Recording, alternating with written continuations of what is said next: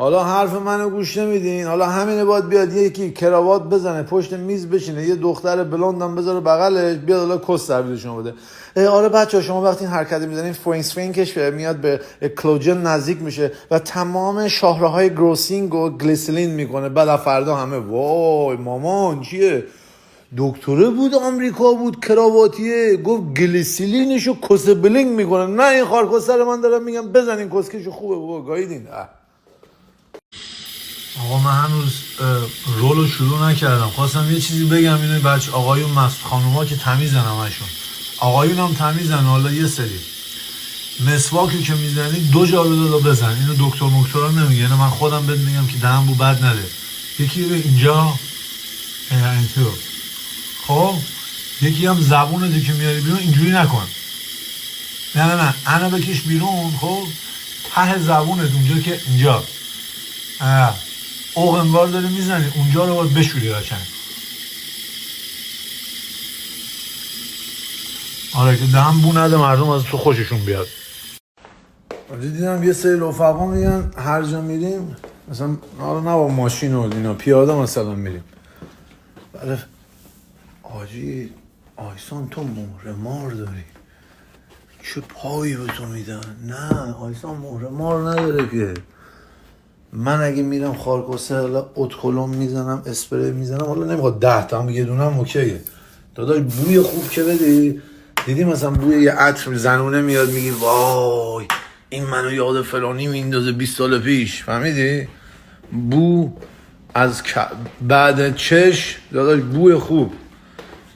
انسان باید داداش بوی خوب بده. من با هر دختری بودم ازش سوال بکنم بگو تا حالا دیدی اصلا بو عرق بده دهنش بو بده. اون موقع هم که داداش بنگی بودم چنان میشستم نختندون روزی 3 بار. داداش تمیزی بهترین برند دنیاست، قیمت نداره دادا. اینو جان مادر یاد نره. دمت گرم خداحافظ. آقا این رپرها رو میبینی گذاشتم، یکی دیروز گذاشتم که سنش کمتر بود، یکی هم که امروز گذاشتم. حاجی افتخار میکنم به قرآن مجید این آقایون رو من استوری میکنم، ولی هر دو تا برادرای من که رپرهای فیوچر آینده دار ایران هستین درس را بخوانید و اینم یادتون باش. حالا میگم من رپ دوست دارم، بلد نیستم، انقدر بزرگان در رپ هست که اصلا کار من نیست، فهمیدی که نظر بدم، ولی سعی نکنین که رپ آمریکا رو دنبال بکنین، علف و خانم بازی و نه. تو داداش تحصیل بکن، رپر باش، با کلاس رپر باش، ببین چقدر طرفدار پیدا میکنی. احتمال داره رئیس بانک ملی هم یهو گوش بکنه، فهمیدی چوری شد؟ نه این رئیس این بانک ملی اینا نه، آره مثلا زمان شاه. آره من میگم که واقعا تالنت عجیبی دارین. حالا داداش حال میکنم این رپرها رو که میذارم این خارجی ها میبینن، رفیقان به من دایرکت میدن مثلا میگن کیه این، مثلا میگم یه رپر داره. بعد آجی حال میکنم که این رپرهای بزرگ یا مثلا این پرودوسرها یا همه میرن کامنت براشون میذارن فلان. من داداش افتخار میکنم استوریشون میکنم. هیچ کدومشون هم به من تا حالا نگفتن داداش ما رو استوری کن. من داداش رپ فارسی رو فقط به عشق اینکه حال میکنم و بچهای سینه سوخته ایان بر همین استوری میکنم. هیچ رپری تا امروز به من نگفت داداش من استوری کن. چه از این آقای کوچکترین عضوشون محمد عطا بود، همه کوچولوئه که باش حال میکنم دیگه، پیرن 4 خونه میگوشه. داداش پشت اونا هستم، پشت این دوتا هر دو هستم تا برسن نوک به قرآن مجید. الان میگی نه نگاه کن کسخل این دوتا هم. حسین توی کجایی بابا؟ مردم از من میپرسن حسین کجا رفت، استوری بذار براشون. حسین جونم، حسین جون، حسین حرف نداره حاجی. حسین تویی داداش انتحاریه دیگه، تصمیمات انتحاری میگیره. داداش به منم نگفت کجا داره میره. فکر کنم رفته هندوستان شعله رو دستگیر کنه. شعله بود رو شیشه خورده راه میرفت، حسین رفت اونو بگیره. فکر کنم جان رای گردن ببین حال کنین. حسین یه استوری بذار داداش، این دوستایی که باهات حال میکنن میپرسن حسین جون کجاست. گفتم داداش من که جواب ندادم، من نمیدونم حسین کجاست. حسین من چیزی نمیگم، حواسم هست. آقا من خبر ندارم، دیدی الکی شروع. آقا حسین حسین یه استوری بذار داداش، بذار ببین کجایی. فکر کنم رو تو پروازه، فکر کنم. حاجی من اصلا نمیدونم، یه سری آدم ها میسین که اصلا حاجی خیلی هم تو ایران انگوش شمارن، شاید 4-5 نفر باشن، هم کلا میگم همش داداش. بابا وقتی مردم یه حرکت خفنی میکنن باید بهشون بلندشون بکنی برادر. تو انرژی خوب وقتی به مردم بدی تو زندگی خودت هم برمیگرده. یارو زده که آهنگ فلانی رو خونده، حالا ایراد نداره که تو هم آهنگ فلانی رو بخون، بذار توی اینستاگرام. اگر 4 تا کونکش نگاه کردن من این ریشو گم میگیرم، بذار تو هم بذار بخون. بابا من و تو نمیتونیم حرف عادی رو بزنیم، مگه میشه رپ کرد برادر من؟ کاری نداره که تو یه آهنگ آرومترین آهنگ رپ رو بخون، بذار توی اکسپلور ببین کسی کیرش هم هست، هیچکی. حرفا چیه برادر؟ استعداد کاملن اینا برادر من. ما هر سلام علیک میخوایم با 2 نفر بکنیم ریپ میزنیم، یارو داره نیم ساعت رپ میکنه. چی حرفا چیه؟ دایی راست میگم اینو به قرآن. من خودم با 36 سال سن شبیه میخوام با 4 نفر سلام علیک کنم، ریپ میزنم، یهو وسط تسلیت میگم. یارو داداش داره رپ میکنه، خوشگل داره میخونه. من نمیدونم یه سریا چرا باید فقط آقا این دهن خارکسته بسته باشه، هیچکی نمیگه که لاله، که میگه حال نال حرف بزنه. گرفتی چوری شد؟ به مردم از ته قلب امید بدین. به مردم باید نور رو نشون بدی برادر. تو نور رو به بنده خدا نشون بده، خدا نور رو به تو نشون بده. گرفتی چوری شد؟ اگه یکی هر کاری هر کی میکنه باید داداش تعریف ازش کرد، اگر تعریفی باشه. این آقایون رپر رو اگر پدر مادراشون داداش اوکی باشن، من از همین سن الانشون تا اون روزی که بخواد نوک برن، هر موقع میخوان موزیک بسازن پیش هر پرودوسر ایران رفتن، من سعی میکنم با اون پرودوسر رفیق بشم، همه چیش با من، اگر پدر مادرشون راضی باشن. تا هیچی هم نمیخوام تا روزی که برن نوک. گرفتی چوری شد؟ برن اون نوک، هر موقع دیگه بزرگ شدن زندگیشون درست شد دیگه، الهی به امید تو حاجی. حالا منو خوب کردن دیروز و امروز، منم باید داداش این بنده ها طلان دیگه، این بنده های پروردگار طلا هستن. تو اون سن بابا من عاشق رپم، خارشی گاهیدم یه خط نمیتونم حفظ بکنم، 30 بار ریپ میزنم. آره آقا نور رو داره طرف میره بگیره، بهش تاریکی رو نشون ندین، نور همونجاست. چون ما اگر تاریکی رو نشون بدیم یادت باشه آدرس رو بهتر داری به طرف میدی، چون تو هر چقدر که تاریکی رو نشون بدی نور بیشتر برق میزنه. پس بهتر همون راه رو نشون بدی. آره برادر، برای مردم باید خواست. شما جیگر اینا چند خطی نبین؟ جهان خطی نبین؟ این خواهد بزنیم نوشابه دیگه، واقعا تموم شد. دیشب محسن میدونم بخورن. این نوردین خار یخشال گایید که جان خارکسته تیوب لودر باشه به سر قدیر، باد کرده نشسته این پشت، هوا سرده دیگه حاجی، حال میده. تخم مرغ گرفتم، یه کافی هم الان سر راه میگیرم، کربوهیدرات رو میخوام بکنم 0، یعنی انقدر میخوام خودم رو لاغر کنم که دیگه اصلا خفن دیگه، باحال. خب نمیدونم تابستون آخه زمستون کدوم آخه کس مشنگی خودشو لاغر میکنم. باید برم سن آنتونیو امروز، الان میرم آفیس، 1 ساعت کار دارم، ساعت 8:30 صبح. باید برم سن آنتونیو، عصری هم برمیگردم. آره مکافات هم هست. ای داده بیداد دیگه، همین دیگه آجی، همین. مغزم درگیر، تازه برگشتم، با دقیقه چیدمان رو درست بکنم.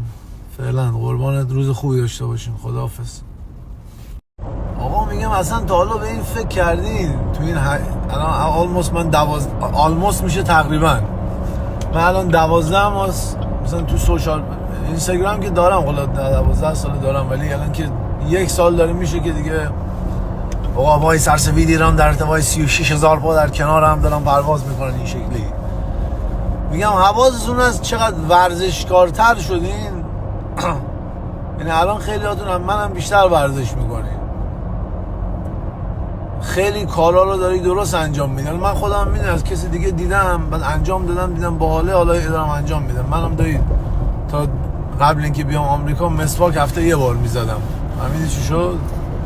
آره این که میری مثلا عکسای سال قبل خودتو میبینی میگی عجب گوشکوبی بودم، اون با پیشرفت داری میکنی، خوشحال باش. آره حالا همه این کارا فکر کن حالا دیگه کار به کار مردم هم آدم نداشته باشه.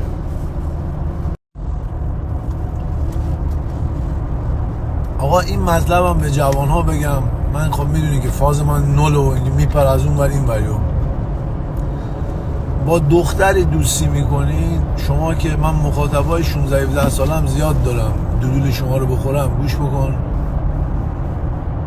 شما مثل برادرزاده منین، خواهرزاده من، یعنی پدر مادر شما مثلا برادر خواهر منن. حرف منو گوش بکنین. با هر کسی که اولا که بشست به زندگی و عاقبت خودت درس بخون، زندگی بکن که بذار پدر مادرت هم بعد که 17-18 ساله شد برای خودشون زندگی بکنن. چون ببین تو از روزی که به وجود میای در شکم مادرت استرس شروع میشه برای پدر مادرت، مریض نشه، سالم دنیا بیاد، بعد مدرسه بره، درس بخونه، تصادف، سرم شکست، کون پاره شد، فلان شد. یعنی زندگی برای اونا تو نمیذاری به هیچ. فهمیدی چی شد؟ بعد این هم اونجوری نیست که تو با اینا پول بدی بعدن پولدار بشی، نه، اینا عشق و محبت از تو میخوان. در مرحله اول که بچسب به حرف اونا رو گوش بکن، هیچ کی برای تو پدر مادرت نمیشه. این یک. یعنی تو الان بری از پدر من بپرسی که بگی مثلا ای قدیر ما باید یکی رو بکشیم، یا تو یا پسر تو، همون لحظه میگی که نه نه نه نه پسر منو بکشین. میگی خب این رفیق فابریکت که اینو بهت نمیگه، که دوست دخترت اینو بهت نمیگه، زنت بهت نمیگه. 1% زنا میگن که اون 1% گیر من و تو نمیاد. تو چون منو داری نگاه میکنی، خط ما برادر ما داریم میریم فضا، حالا اونا رو زمینن. ولی اگر روزگاری با هر دختری دختر عمه‌ای، چون میدونی که سن کم میزنی تو فامیل، حالا دیگه نگین به کسی. اینا رو من دارم برای از خواهرزاده‌های خودم میگم. 16-17 ساله، این آقایون 30 ساله که داری نگاه میکنی، آقای کله خر، کله تو قوطیه مگه آقا؟ برای چی آقا آدم باید بره بگه 2 روز دیگه اون دختر بخواد شوهر بکنه چون که میخوای بری عرق خوری جلوی رفیقات غب وا کنی، فلانی آره من اون رو زدم، به اولم چیه، نه بعد مثلا اون یک رفیقه، نه زده جان فلان. بابا ولش کن برادر. اون 2 روز دیگه میخواد بره شوهر بکنه، زندگی بکنه، فلان بکنه. به قرآن مجید حاجی، من اگه بخوام دفتر خاطرات منو می‌نویسم خارشو گاهیدم 200 برگو پر میکنم، ولی خودم پیش خودم بهش فکر نمیکنم. میگم آقا ول چیکار دارم آخه، برای چی؟ خدایی من آدم باناموسی ام، ناموسم. یه سری چیزا رو حاجی ما باید رعایت بکنیم خودمون. من چون شما رو دوست دارم میگم، وگرنه به کسی میگم میگی چی میگم؟ کسی دیگه بود بیکار بودم مگه؟ با من 2 کلمه انگلیسی نمیخوام صحبت بکنم، چون میخوام چیزایی که اینجا میبینم به درد بخوره اونجا به شما بگم، شما اونجا انجام بدید اگه به درد بخوره. فهمیدی؟ آره. و اگه به قرآن مجید من انگلیسی فارسیم راحت اولا که عصبانی میشم اصلا نمیتونم فارسی صحبت بکنم، چون اینجا همش چیز بوده دیگه، همش خارجی ها بودم دیگه. الان حاجی ما مال بوسنی هرزگوینه دیگه. بوسنی هرزگوین خارکسه. پسر قدیر با راننده کامیون بشه، نامزد بندازه بغل خودش با این سگ پاکوتا. جولی کی بود؟ یکی رو آورده بودن سو کنم جولی، یادم نیست کی بود یارو. آره آقا بس ورزشو برین، خدایی ورزشو برین. بعد یه چیز دیگه، بعد آقا این من شما رو خیلی دوست دارم، اینو به شما دوباره میگم، وگرنه غریب بود کن لبش. حالا این چیز جدیده الان. من مثلا یه موقع 2 شب مشروب میخورم یا مثلا هر کاری میکنم، شما هیچ موقع نکنید. من دیدی که الان مشروب اون یاد 2 هفته پیش کسکلیت کرده بودم، الان دیگه ول کردم. الان گیر دادم که مثلا کربوهیدرات قلب. شما اصلا چیزای منو انجام ندین، فقط ورزشتون رو برین. همین. شما ورزش که بکنی یه کمک بزرگی تو زندگی من میکنی. میگم چون من انرژیم زیاده، دیشب نوشتم من انرژیمو نمیتونم به خودم ترانسفر بکنم. انرژی تو من وقتی به وجود میاد نچراله، نمیدونم پازیتیو یا نگاتیوه. من اینو پازیتیو میکنمش میفرستم برای شما، چون برای خودم نمیتونم پازیتیوش بکنم. شما باید اون رو به من ترانسفر بکنی دوباره یه ذره شو. حالا میگم یه ذره صدا خنده داره ولی این هست. علاج اینم بذار آخری بگم و مطلب آخر.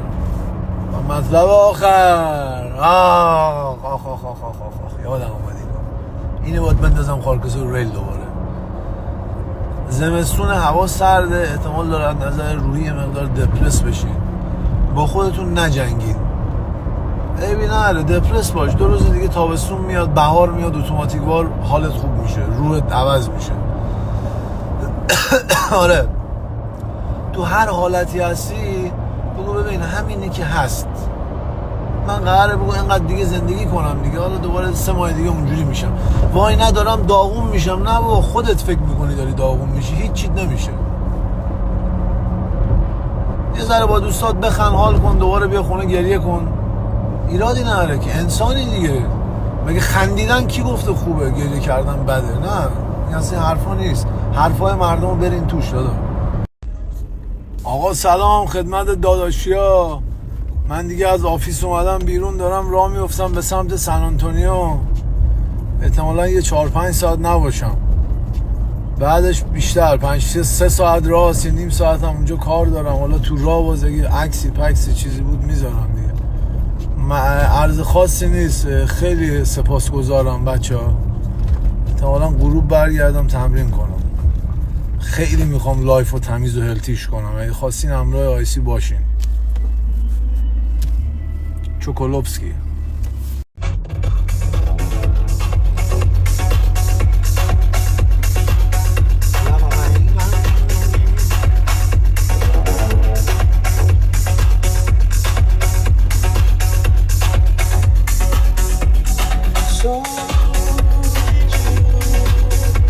امشب سن آنتونیو میخوابم، بار جدید هستش اونجا. پولاو کلی کسی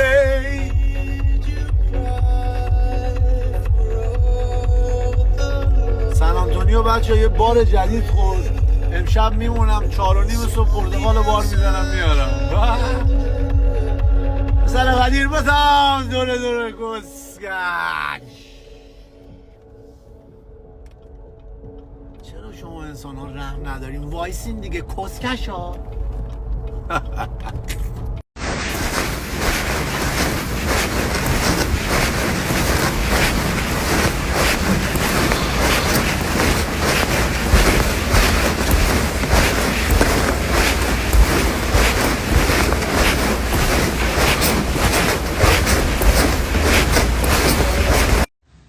اومدیم اینجا یا اصلا ببین چی شد. اتاق جیب جابی هایی به ما دادن که اصلا فلان و خارکسته. این فکرم قتل کسکی زدن. اگه زندان آلکاتراز کسکش از اون در باید بری و از این در بیایی. و فردا ساعت 3 صبح راه میفتم چون 6 صبح میخوام برم هیوستن خونه باشم. بعدش میخوام برم قرار کاری دارم. قربانت. آیسی رفت برای کنفو. آقا الان داشتم میخوابیدم، ساعت 5 غروب دارم میخوابم چون میخوام فردا 3 صبح بیدار شم. میگم آقا الان که همه چی آرومه، من دارم یه چیزی به شما میگم اینو گوش بکنین. 2 روز دیگه یه وقت شلوغی شد توی مملکت، هر اتفاقی افتاد، باز دهن من نگاین این با اون بود، اون با این بود. من هر موقع حال داشته باشم یه سخنرانی میکنم. یعنی من توی مخمسه نداریم، من بدون جز به تیم خودتون بقیه رو گیر بدین، من ول بکنیم. من خودم گرفتارم، توی تاریکیم. حالا من نمیدونم چیزی بشه نشه، نمیدونم موقع کیرخر نشه 2 روز قدیری بگیرم ببرن این چون گفت داره شانس ما هم خارکوز خودش کیریه دیگه، اتفاق تخمی بیفته. منظور اگه شد من دور من خودم هستم دیگه، کسخل میشم، فاز میگیرم میگم من اذیت نکنین. آره خدا حافظ.